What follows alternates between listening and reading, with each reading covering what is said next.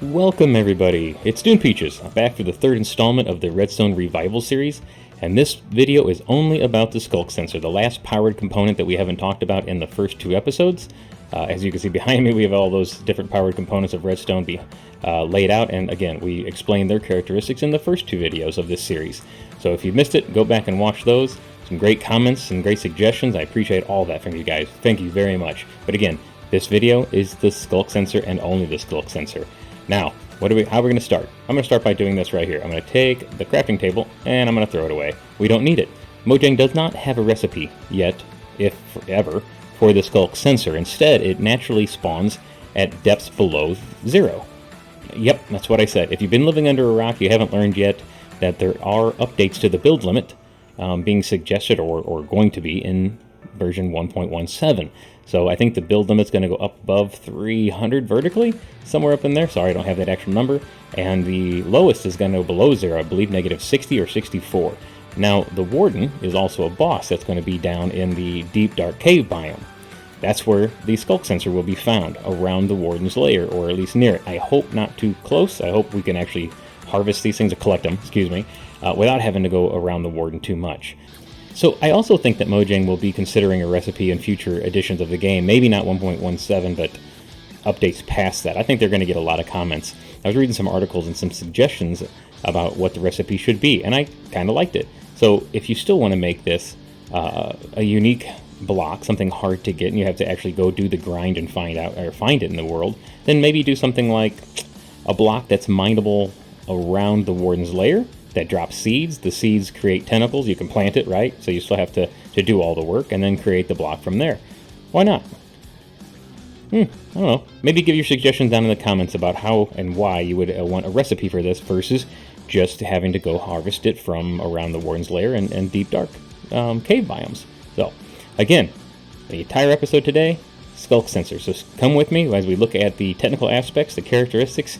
We will not be making any redstone contraptions at this point that would be powered by this, but just simply looking at how this new redstone powered component reacts and how to use it. Alright guys?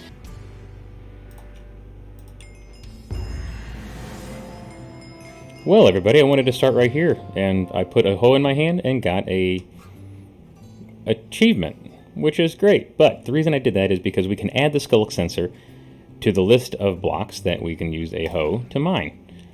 Which is great. We don't have enough of those particular blocks, do we? Let's get rid of that and start right here. So, I'm crouched for a reason. I can walk anywhere when crouched, sneaking, if you want to call it that, and a Sculk Sensor will not detect me, even if I'm within the 8 block radius. And by the way, it is spherical. When I did my test, it does work that way. But the 8 block radius of which it can sense or detect vibrations. Obviously, a vibration is anything that causes physical motion, although there are some motions that are undetectable, like I said, sneaking around like this. But the vibrations obviously include falling to the ground or throwing and shooting projectiles. However, if you're in the sneak mode, even if you fall to the ground, let me see if I can prove that. Yep, as long as you're in sneak mode, it doesn't detect you. Now, let me back out, and I'll go back in. And there it was. You saw the particles fly from my feet and get there. There is a timing to that, right? So once my particles start flying to the Sculk Sensor, somebody else's or another vibration cannot be sensed by that. So it's not which one gets there first, although that would be kind of the same thing. But once it comes off my feet, it's already detected. It's already going there once I make that noise. So when a vibration is detected, a signal is sent again from the source, me, to the sensor at a speed of 1 block per game tick, or 20 blocks per second. So for all you SciCraft redstoners out there, that's for you, right? That's something you'll use in your builds and everything, but 20 blocks per second. Other vibrations cannot be detected by the sensor when a signal is already traveling to it, right? So that's what we were saying. Now, the reason I set this up is two things. I wanted to show that with redstone contraptions around it, or redstone components around it, in this case the lamp, the Sculk Sensor does activate all of it, front, back, side, the side, and obviously that sounds like a song, but copyright, we can't do that. The front, back, side to side, and I'll cut it there and go top and bottom. But then there are a couple of different blocks, wool blocks and comparators, which we'll be seeing here in a minute, that have a special interaction with the Sculk sensor. So I set up this circle just to try other materials. Other materials, when I look through, you know, the overall catalog or the overall inventory, you know, just other materials that I thought would be soft or maybe hold the same characteristics as wool. Moss is a new block, actually. Carpets, sponges, wet and dry, hay, the new lily pad, not, those aren't lily pads. I have lost the drip leaves. Big drip leaves, I think is what these are. Those don't work. Everything causes a detection or a vibration except for wool. So if I run down the center, oh. Nope, okay. I don't know what that was. But you should be able to jump on wool as well. As long as you're walking on the wool, there's no vibrations being detected. So isn't that great? And, by the way, just to let you guys know, this is the 21W14A snapshot. So this is what I'll be checking as other snapshots come up. I'll run through all this, and if there's any updates, I'll let you know. Now this over here, I've set up a little bit different contraption around the Sculk sensor to show you that other things work, including straight underneath it, the redstone. The redstone powder dust is activated right underneath it. What this is also showing, and oh, by the way, water, swimming, yep, definitely causes a vibration. Here what we're showing is that the Sculk sensor will not power, whether dust or just power, you know, the redstone torches, but it will not power an opaque block that is next to it. So it will not do that. It will, again, power the redstone dust, which will, as we all know, power the opaque blocks, which turns off the torches. So just a quick test there. If Mojang ever changes that and powers the opaque blocks with the Sculk sensor, this will show me. Now, obviously, with wool, I think did I hit the water first? Uh-oh. The whole point of this was show that we could possibly make parkour. Well, of course, I can't do parkour, but to make parkour courses with wool, although it's getting that landing. I wonder what it's doing and why. I'm gonna have to look into this a little bit more, because when I set this up in the previous snapshot, I was able to jump across there fairly easily. Of course, I just can't make the jump, guys. Anyway, oh, there we go. We made it. So we must have hit the wool right in the center. So parkouring is possible with this. Isn't that awesome? So we are at the next station, where I wanted to show a little bit more of the interaction from Sculk sensor to Sculk sensor to Sculk sensor. My impression, originally, before doing some of these tests, was that the Sculk sensor was going to sense each other, and that it would truly be a wireless redstone signal that you could send for lengths and lengths and lengths. And I'm not saying we can't send it for lengths, but Sculk sensors do not talk to each other. This Sculk sensor doesn't really make a sound or a vibration that this one would pick up. Instead, when you walk or make that vibration, what I just did there, well, let me do this.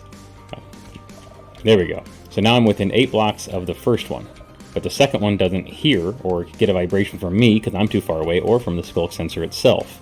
So what I did is I created a way for the signal to extend further. Now this, I'm sure there's 100 different ways to do, well, I said 100. It all depends on what you want to actually activate with the Sculk sensor. But if I get within 8 blocks, this Sculk sensor activates the piston. The piston makes a vibration, which is then sent down to the next one, the next Sculk sensor. So that's how that's working. Now, as you can see, the contraption I have, the observer, the redstone, and the lamp, I did that purposely to show that observers do see the Sculk sensor turning on and off. It obviously is a block update, so it does see that.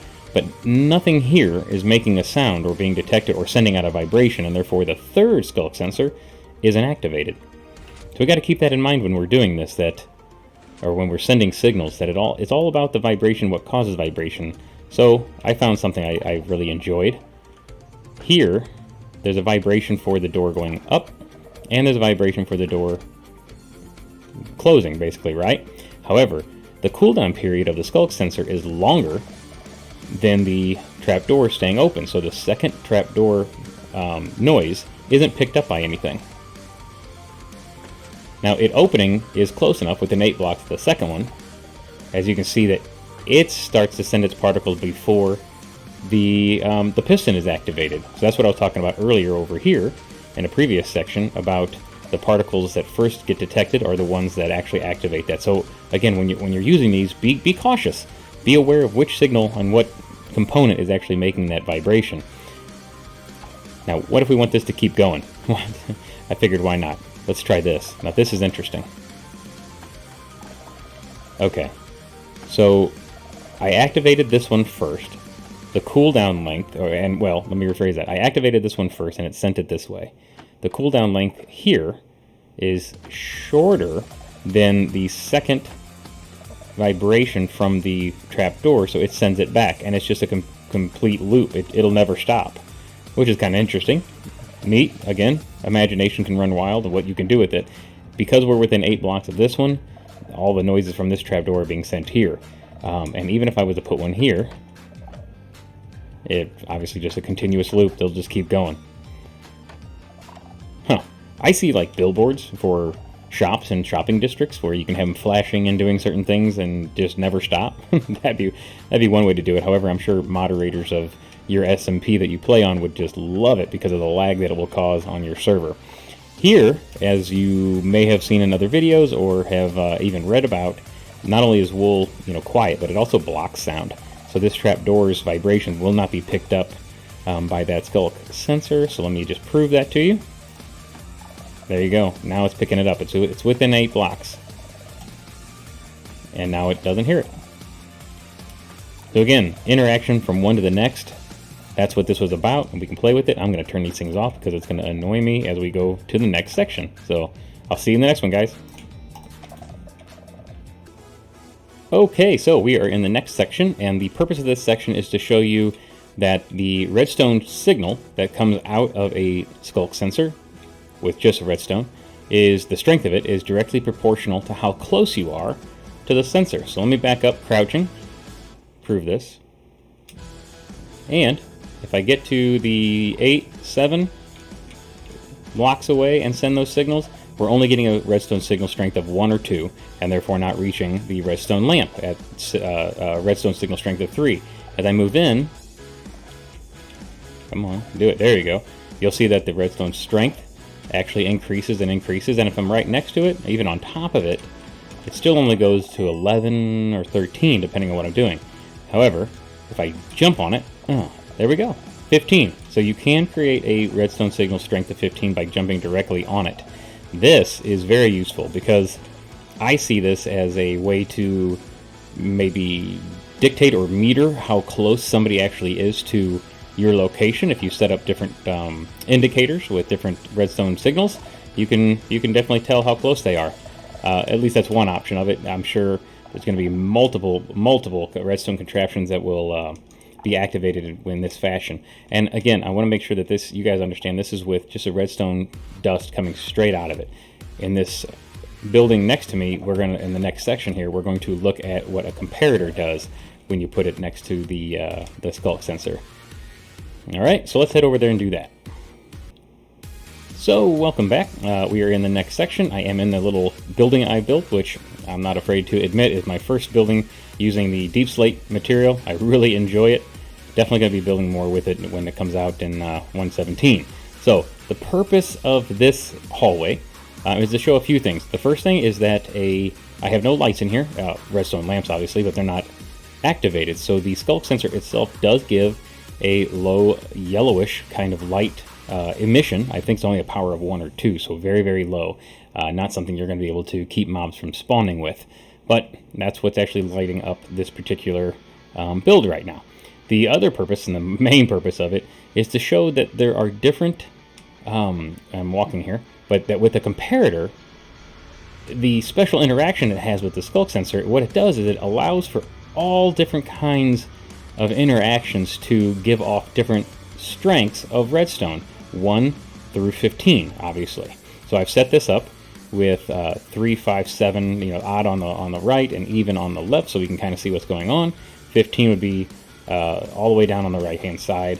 14 obviously all the way down on the left hand side. So this is going to take a few minutes to get through. I'm hoping to keep this video under 22 minutes at most, but there is just a lot of information to go through. Am I going to try every single one of these interactions? No, but we'll at least talk about them, and then I'll try a few, okay? So let's start. Let's get going right away. 1 would be a redstone signal of 1, right? That's where we start, and that is stepping or walking. So if you remember in the previous section, the closer I got to the Sculk sensor, the further and stronger the redstone signal becomes. Not with the comparator. No matter what I do, I believe, even if I don't want to jump. Yeah, okay, so jumping and falling, we'll get to that. But walking and stepping, well, I jumped off the block. Hang on. There we go. If I just walk around, it will always only give a redstone signal of 1. So that's the first indication of how much different the comparator is really going to be than, again, on the outside section where we were just showing the strength proportional to the closeness of how you're walking. I'm blabbing. Let's keep moving. So, redstone signal strength 2, wings flapping. I thought this was interesting. When reading about this, they're talking about a bat. So, I placed a block, so hang on, wait for it to go away. I'll hold still, I'll crouch. I wonder how many bats I'm going to have in here to get this to work. Because it's not going to... Come on, you got to be within 8 blocks, dude. It's not going to come back. Let me do another one. So, hang on, wait for it to reset.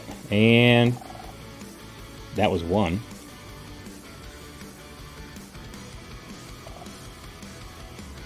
Giving a redstone signal strength of 1. This is why we do the test, folks. There it is, 2. So it does reach 2. Apparently it has to be in a certain distance away as well, but bat's wings will give off 2. And I believe a dragon's wings will do it as well, but I'm assuming there's going to be too many other vibrations with bats or with the dragons flying around and doing all its stuff landing for this to be very useful. But 2. That's the bat. Let's real quickly set up, well, you know what? I'm going to take a pause here for a second. Kill the bats, because this is going to be a couple minutes here. Hang on, guys. Okay, so we're back. I killed all the bats, not a big deal there. And I set up number 3. Number 3 is swimming, and this is any entity. So if you can see here, I have a little fishy swimming around in there, and it lights up the first redstone lamp. Do it again. Come on, one more time. There we go. So swimming. Obviously players will do the exact same thing. I believe drowns and mobs, anything in the water, swimming squids, that swimming noise will give you a redstone power of 3. Can I quickly, to save time, start filling this in? Oh, I gotta kill the fishy. Sorry, guys. I don't want it. Alright, let's move on to 4. 4 is the elytra gliding. I will demonstrate this. Give me 1 second, I'll set it up. Okay, so we've got this set up. I've got a power or redstone length of 4. I'm going to fall, because again I'm in creative, and I'm going to glide and see if I can get it to do it. Nope, that was a fail. Let's try again. I heard it, but I think it was the... Oh my goodness, guys. You seeing this? It must be late. It is, by the way. It is very late. It won't work unless there's an actual Sculk sensor there, so face palm on that one. I don't think I'm going to cut that. I think that's funny. We're all human, right? So let's glide. Yep, I haven't touched the ground yet, so the elytra gliding will produce a redstone signal strength of 4. Let's go in and do 5. No. Nope. See? As I'm saying, this is going to bug me. That's why that's gone. Alright, 5. 5 is over here, hitting the ground. Yep, over here. Right? 3, 5, 7, 9. So that's an easy one to show you. 5 is hitting the ground. Now we start getting into redstone strength, signal strengths, that there's multiple options. And this is where I'm not going to do all of the options, right? So a redstone signal strength of 6. You have a block change, minecart moving. However, I don't believe Mojang has that one available yet, so I wouldn't be able to do it anyway. Ringing a bell, splashing, and a wolf shaking. So what's the easiest one out of this one, and what we all like hearing anyway?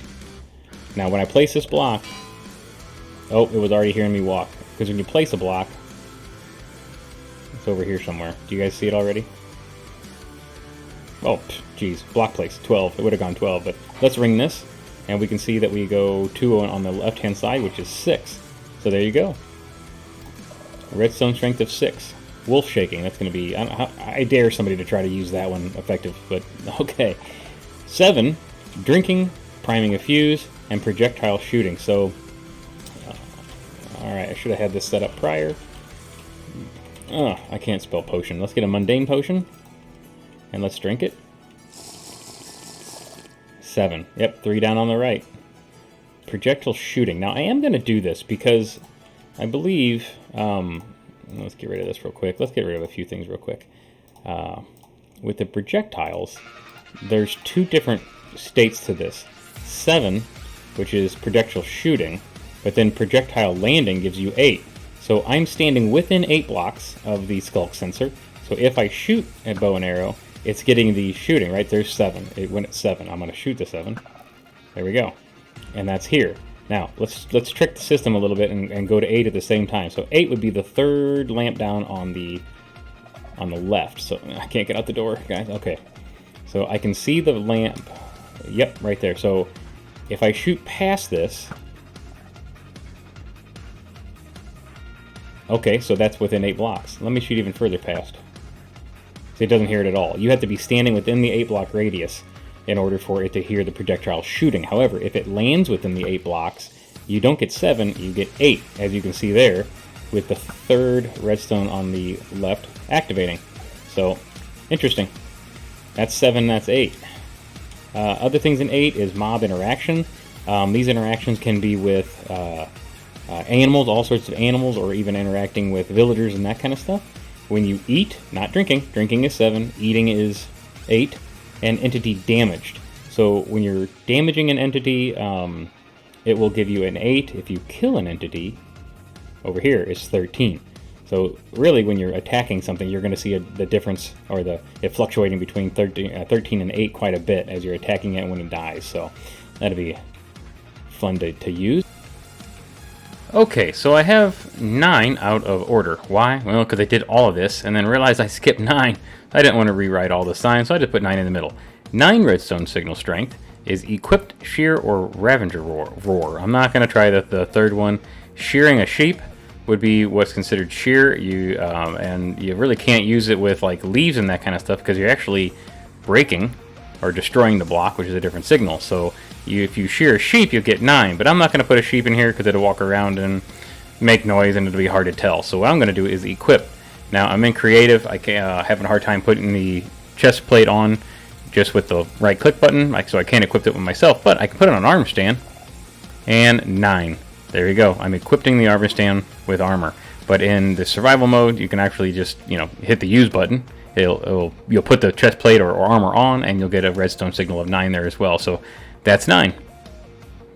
So let's go to 10 and 11. 10 and 11 are related. 12 and 13 are related. 14, 15 are related. And here's what I mean by that. I'll take a look at the switch, right? So if you have a switch, or a lever, and it's currently in the off position, so if I turn it on, okay, so I turned it off and it should go to 10, so that would be 2, 4, 6, nope, what is this? 4, 6, 8, 10, so 4 down on the left, and it reached 4 down on the left and 4 down on the right. So I turned it off and it went 10. If I turn it on, it goes to 11, way down there. Yep, see, there we go. So that's the difference between these two, 10 and 11. Blocks closing, buttons unpressing, tripwires detaching, by the way, that's how that works, will all be 10. And when you have a block opening, when you turn a lever on, or when you press a button, or even when you attach like a tripwire, for instance, to a block, it will give you an 11. Okay, 12 and 13, again, are related in similar fashion that 10 and 11 are related. We have blocks being placed or destroyed, so that's 12 or 13. If I place it, it'll be 12, so it'll be further down here on the left. Yep, and it is all the way down there to 12. That's 14 just past it. If I break it, it should give me 13, which is almost all the way down on the right-hand side. 13, that works. So entity placed, entity... this is spawning, by the way. So when an entity spawns, it could be a spawner, I believe. Any of the different spawners, mob spawners and that kind of stuff, will create a strength of 12. And if you kill the entity, not damage, damage is 8, but kill the entity, you get 13. Placing and picking up fluid, lava or water, will give you a 12 and a 13. 14 and 15. Let me get prepared for that real quick here. I don't believe I have, I don't. Let's, I want to show you guys this one, casting. So 14 is reeling in, 15 is casting. So if I cast this, it goes to 15. If I reel in, it's 14. Hold still, reel in, 14. Casting, 15. It's in, okay, so there we go. Container closed, container open. This is chests, for instance. Shulkers are the same way, opening and closing. So opening something is a full, or opening something, opening a container or a shulker, it's full 15. When it closes, you get a 14. Keep in mind that you have to understand that it will give the 2 vibrations, but if it closes before the cooldown period, again, of the Sculk sensor, that it's not going to read that second vibration. The other things that will create a 15, besides jumping on it without a comparator, is a lightning strike and an explosion. I am not going to do either one of those, but a piston extending is 15 and a piston contraction is 14. We saw that outside, although we didn't know how far it would actually go, but with a Sculk or with a comparator, it will be 15. So those are all the things, 1 through 15, that have special reactions with a comparator attached to a Sculk sensor. This is a wall I am going to definitely hold on to as they go from version to version, or snapshot to snapshot. And once 1.17 comes in and is released, I'll be double checking all these things and then creating farms, creating redstone contraptions that will be using all these different things. That'll be fun. This is definitely a wall I'm going to come back to multiple times. I have one more thing to show you guys. Let me step outside and we will... That was not the way I wanted to step outside, but okay, it works. I'm going to fly over here real quick and show you guys something. That is a Sculk sensor. It is waterlogged. You can waterlog it, and when I get close enough, it activates, but you didn't hear it. You can silence Sculk sensors by waterlogging them. So, there we go. We're able to create all sorts of different contraptions. I like to just think of this as pedestrian walkways, where you don't want to hear the Sculk sensor. You can waterlog it, and it silences it. If you caught part 2 of the components, or my previous video, episode 2, you'll see that the lamp itself, you can short circuit. If you put a daylight sensor on top of it, you can short circuit the daylight sensor and keep it on all the time. And that way you don't have to have redstone running everywhere. You just have a power source that's short circuited right on top of it. I like this way better. This is great. This will allow, although it won't stay on all the time, so maybe I don't. It will only be when it detects something. But if that's what you're shooting for and you don't want to hear the Sculk sensor, waterlog it. Okay, so I really thought that waterlogging the Sculk sensor was going to be the last thing I wanted to show you. It's not. There's just too much stuff to do with this. So this will be the last thing. Sculk sensor with an observer. So again, anytime this updates, the observer will see it, whether it's activating or deactivating, and the observer will obviously send out a signal. So if you produce something or have the observer trigger something that will send another vibration, it's just continuous. A continuous redstone signal. So take this theory, and I'm going to shut it off, and let's go in here, and let's put it right here.